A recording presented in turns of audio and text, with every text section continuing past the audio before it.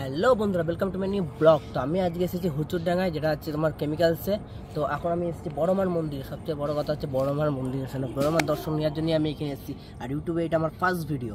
এই ভিডিওটা first video YouTube channel নতুন খোলার পর।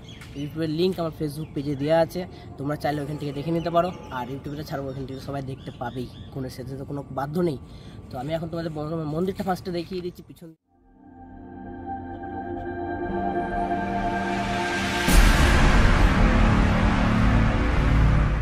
এত সুন্দর করে বানানো হয়েছিল অনেক আগে, তাও মন্দিরটার কত বছর আগে বানানো হয়েছিল, 4-5 বছর হয়ে গেছে টোটাল মন্দিরটা বানানো, কিন্তু এখনও অবধি অমায়িক মন্দিরটা বলতে গেলে এত সুন্দর ভালো লাগে দেখতে। আর তার সাথে বন্ধ আমার মন্দিরটা, আমরা মন্দিরে যাবো, সব কিছু করবো। আগে তোমাদের চারিপাশটা আমরা দেখিয়ে দিচ্ছি, তারপরে মন্দিরের ভিতর যে বড়মান দর্শন করাবো, আর তার সত্ত্বেও আমরাও করবো।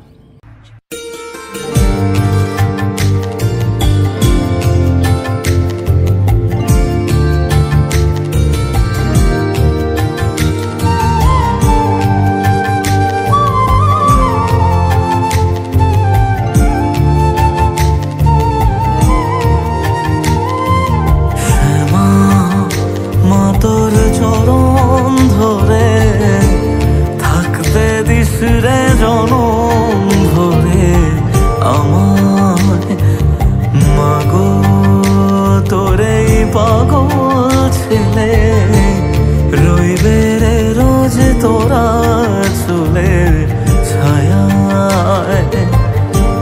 তুই নাকি মাসার বোঝনি, তোর কাছে নয় কিছুই কঠিন, তোর ওই দুটি চরণ তলে থাকবো আজীবন।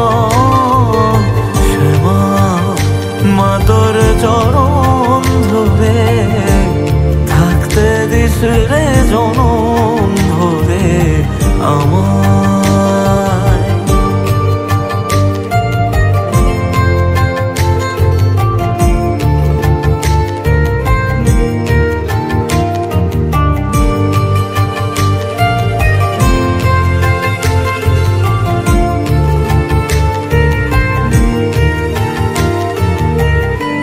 শক্তি রূপে জয় মা কালী, ভক্তি কি মা তুই। তো আমি নতুন মন্দিরটা যেরকম কি দেখতে পাচ্ছ পিছন দিকে, তো নতুন মন্দিরটা পুরোপুরি দেখানোর আগে, ভালো করে দেখানোর আগে আমি পুরনো মন্দিরটা তোমাদেরকে দেখিয়ে দিচ্ছি। একবার সাইডেই আছে আমার। এই দুনিয়ায় জয় সবই তোরি ছলনা,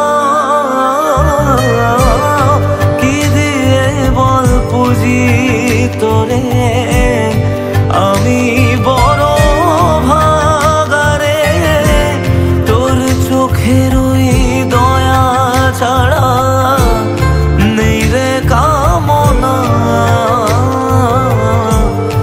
জীবন তোকে সঁপে দেব ভুলুক লোকে পাগল রে আমায়।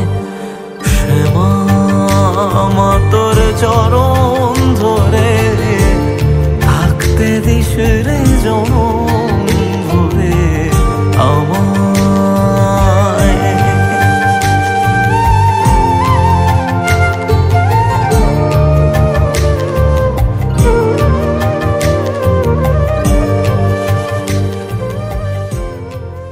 তোমাদের যেরকম মন্দিরটা আমি দেখিয়েছিলাম, এই মন্দিরটা নতুনটা, যেটা হার্ডলি 5-6 বছর হয়েছে। আমি আন্দাজে ঠিক করে জানি না, কেন আমি শুনেছিলাম যে 5 বছর হয়েছে, কিন্তু 5 বছরের বেশি হতে পারে, কমও হতে পারে, সেই পুরোপুরি পাক্কা আমার গ্যারান্টি আমি দিতে পারবো না। কিন্তু তোমাদের পুরনো মন্দিরটাও দেখিয়েছিলাম, নতুন মন্দিরটাও দেখিয়েছিলাম, আমি ঠাকুরটাও দেখিয়েছিলাম। এই যে মন্দিরটা যেরকম কি দেখতে পাচ্ছ,